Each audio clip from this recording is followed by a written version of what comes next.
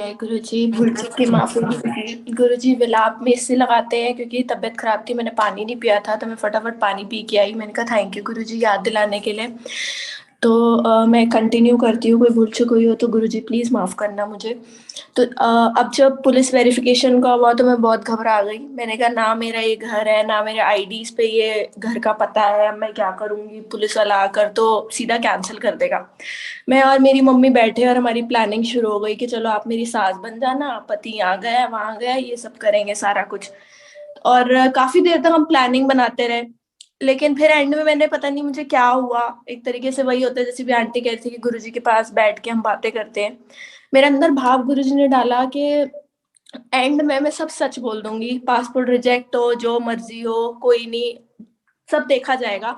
लेकिन इतनी बड़ी कहानी नहीं बनानी, क्योंकि जो पुलिस ऑफिशियल थे उन्होंने मुझे कहा था कि उन्हें नेबर्स के आधार कार्ड भी चाहिए और वो वहां जाकर उनसे साइन करवाएंगे। तो हमें ये भी था कि वहां अगर किसी ने कुछ बोल दिया, कुछ भी हुआ तो इतनी बड़ी कहानी बनाने का कोई मतलब नहीं है। और उस दिन भैया दूज था बेसिकली, तो मैं चाह रही थी कि आज ना आएंगे, कल परसों आए, लेकिन उन्होंने ये बात नहीं मानी। उन्होंने कहा नहीं नहीं मैं आज ही आऊंगा, आज क्या दिक्कत है, आज ही आऊंगा।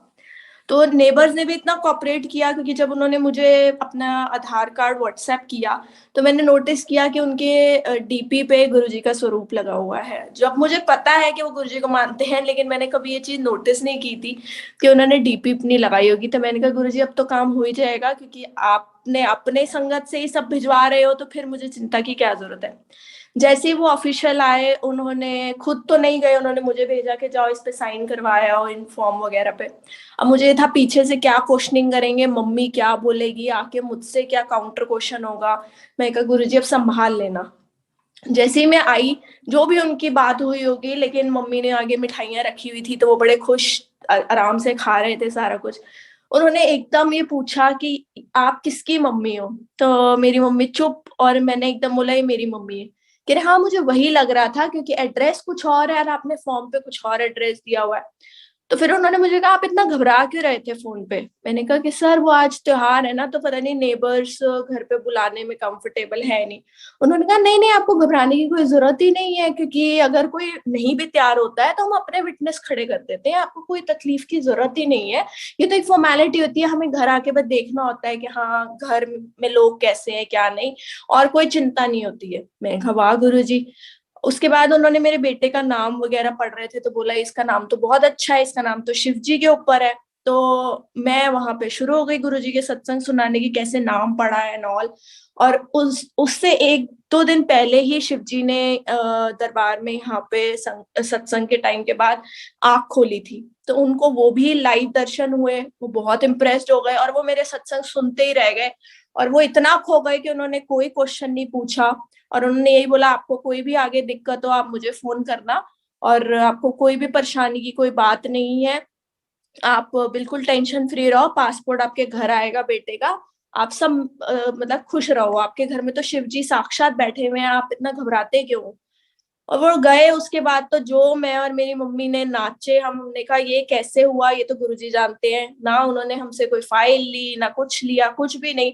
मैं गुरुजी ये मैं तो सत्संग सुनती थी कि बिना डॉक्यूमेंट्स के सब कुछ आप करवा देते हो, और आज तो आपने साक्षात करवा ही दिया। और इसके ऊपर एक इतनी बड़ी बात ताज्जुब की ये हुई कि मेरे नेफ्यू का अभी तक पासपोर्ट नहीं आया, जो उसका सितंबर से उसने फॉर्म भरा हुआ था। और उसकी जो पुलिस वेरिफिकेशन थी वो भी पूरी नहीं हो पाई, क्योंकि मेरे सिस्टर की फैमिली 4-5 दिन के लिए मसूरी और देहरादून चले गए थे। तो उसके पीछे उनके पीछे वो आए पुलिस ऑफिसर, और घर पे कोई उनके था नहीं, तो वो आउट ऑफ स्टेशन लिखकर चले गए। तो गुरुजी कैसे प्लानिंग करते, क्योंकि कहीं ना कहीं वो लोग मुझे भी फोर्स कर रहे थे तुम भी हमारे साथ चलो, लेकिन मन अंदर से था, पर पता नहीं क्यों गुरुजी ने जाने नहीं दिया। लेकिन आज सोचती हूँ कि अगर मैं भी चली जाती तो समहाउ मेरा भी कुछ ना कुछ वो ऐसा लिख देते, और बेटे का पासपोर्ट के लिए दोबारा मुझे पासपोर्ट ऑफिस में लाइनों में लगना पड़ता। और जो उस टाइम पे चीजें नहीं होती, बहुत स्मूथली जो हो गई थी, वो इस टाइम नहीं हो पाती।